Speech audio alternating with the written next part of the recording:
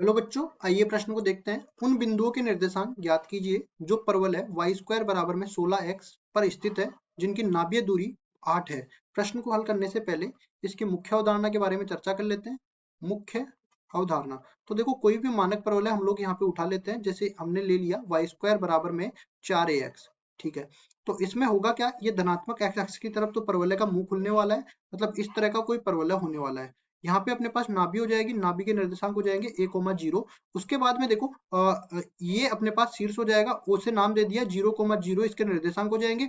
और यहाँ पे -a, 0 ये इसका नियता का पाद बिंदु हो जाएगा। और ये नियता जो होगी वो y एक्स के समांतर होने वाली है। y एक्स के समांतर है, मतलब x बराबर -a इसका समीकरण हो जाएगा, या x प्लस a बराबर 0 इसका समीकरण हो जाएगा। उसके बाद देखो यहाँ से हम लोग देख सकते हैं कि नाभीय दूरी की हमें बात करी गई है। तो परवलय पर स्थित कोई भी बिंदु P ले लेते हैं प्राचलिक रूप में at² और 2at इसके निर्देशांक बोल देते हैं। t से यहाँ पे प्राचल है और परवलय में रखते हैं तो इसको संतुष्ट कर जाता है, ठीक है। अब देखो हम लोग जानते हैं कि P की चाहे नाभि से दूरी निकालो चाहे नियता से लंबवत दूरी निकालो, दोनों बराबर होती है। तो देखो नाभि से दूरी निकालते हैं तो थोड़ा a - at² इसका वर्ग करेंगे, ये थोड़ा जटिल सा लगता है। लेकिन नियता से दूरी निकालेंगे तो वो आसानी से मिल जाएगा अपने को। कैसे निकालते हैं, मान लो कोई भी रेखा दे रखी है ax + by + c बराबर में 0 और कोई बिंदु दे रखा है x1 y1।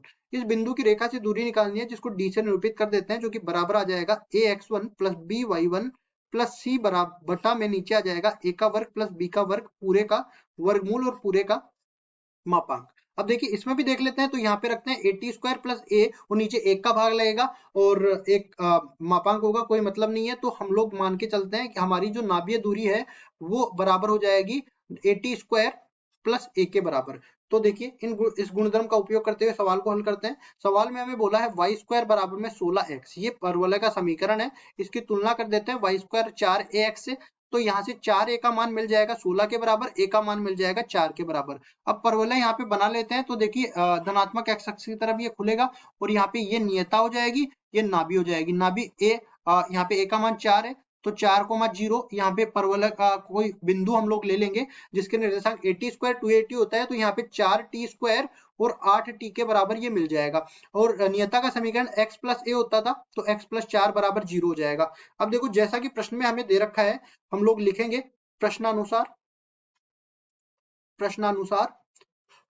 नाभीय दूरी at² + a के बराबर थी। तो at² + a किसके बराबर हो जाएगा, 4t² + 4। और यहाँ पे किसके बराबर दे रखी है, ये हमें 8 के बराबर ये दे रखी है। तो 8 के बराबर हमने लिख दिया। कुल मिला के 4t² का मान 4 के बराबर मिल गया, तो t² का मान मिलेगा 1 के बराबर। इसको भी हल करते हैं तो t का मान मिल जाएगा अपने को ±1 के बराबर।